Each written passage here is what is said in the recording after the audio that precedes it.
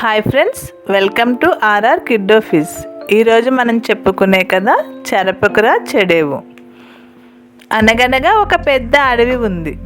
ఆ అడవిలో ఒక చిన్న కోతిపిల్ల ఉండేది. దాని పేరు పవనం. ఈ కోతిపిల్ల మిగతా జంతువులన్నీ కలిసిమెలిసి ఉంటే అస్సలు సహించేది కాదు.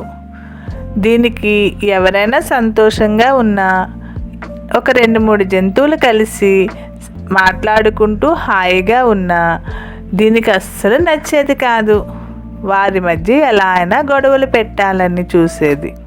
ఒకదానిపై మరొక దానికి చాడీలు చెబుతూ వాటి మధ్య గొడవ పెడుతూ అవి గొడవ పడుతుండగా చూసి ఆనందించేది. ఒకరోజు పిల్ల కోతి ఆగడాలు భరించలేక జంతువులన్నీ కలిసి దాని తల్లికి ఫిర్యాదు చేశాయి.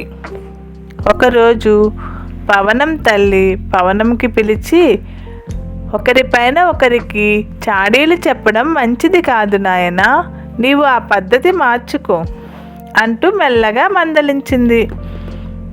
అయినా పిల్ల కోతి బుద్ధి మారలేదు. అలా కొంతకాలం గడుస్తున్న కొలది ఈ పిల్ల కోతి దృష్టిలో ఎంతో స్నేహంగా ఉండే 2 ఏనుగులు కనిపించాయి. వీటి మధ్య ఎలా అయినా గొడవ పెట్టాలని ఒక ఏనుగు దగ్గరికి వెళ్ళి, నీ స్నేహితుడైన ఆ ఏనుగు నువ్వు మంచివాడివి కాదని చెప్తుంది. అందరికంటే తానే బలవంతుడని చెప్తుంది. నువ్వు తను బలంగా ఉన్నాడు కాబట్టి తనతో స్నేహం చేస్తున్నావు. నీకు ఏమీ రాదు, నీకు ఏదీ చేత కాదు అని తను అందరితో చెప్తుంది అని మొదటి ఏనుగు దగ్గరికి వెళ్ళి పవనం చెప్పింది. అలాగే 2వ ఏనుగు దగ్గరికి వెళ్ళి మొదటి ఏనుగు మీద చాడీలు చెప్పడం మొదలుపెట్టింది. ఈ 2 ఏనుగులు ఈ పవనం మాట నమ్మి పెద్దగా గొడవ పడ్డాయి. అదంతా పక్కనే చెట్టు మీద ఉన్న కాకి గమనించింది. తుర్రున ఎగురుకుంటూ వెళ్ళి విషయాన్ని మిగతా జంతువులకు కూడా వివరించింది.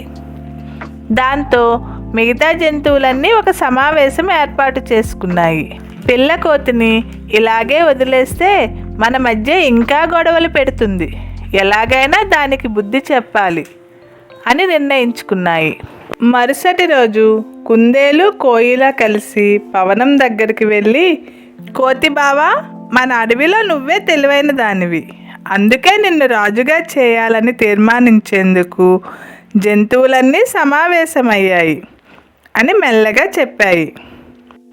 అది విన్న పవనం ఆనందంతో తెగ గంతులు వేసింది. అసలే కోతి కదా, అందులో చిన్నపిల్ల. ఇంకా ఆనందపడుతూ ఇక నుంచి అడవికి నేనే రాజుని అంటూ గెంతులు వేయసాగింది. అప్పుడే అటుగా వస్తున్న మృగరాజు సింహాన్ని చూసి, నేనే ఈ అడవికి రాజును అంటూ సింహాన్ని లెక్క చేయకుండా చుట్టూ గెంతుతూ అరుస్తూ సింహం చుట్టూ తిరగసాగింది. సింహంకి పిల్ల కోతి వేషాలకి బాగా కోపం వచ్చింది. పట్టరాని కోపంతో పిల్ల కోతి మీదకు పంజా విసిరింది. దాని నుంచి ఎలాగోలా తప్పించుకుంది ఆ కోతి పిల్ల. అయ్య బాబోయ్, కాస్తుంటే సింహానికి ఆహారం అయ్యేదాన్ని. అమ్మో, ఇక్కడుంటే చాలా ప్రమాదం, ఇక్కడ ఉండకూడదని మనసులోనే ఆలోచించుకుంటూ వెనక్కి తిరిగి చూడకుండా అడవి వదిలి పారిపోయింది పవనం.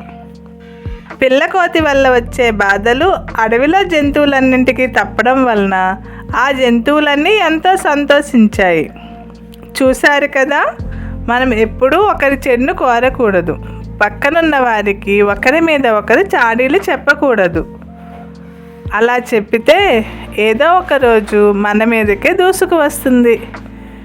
ఈ కోతి పిల్ల మీదకు సింహం వచ్చినట్లు ఏదో ఒక ఆపద వస్తూనే ఉంటుంది. అందుకే అంటారు చెరపకురా చెడేవు అని.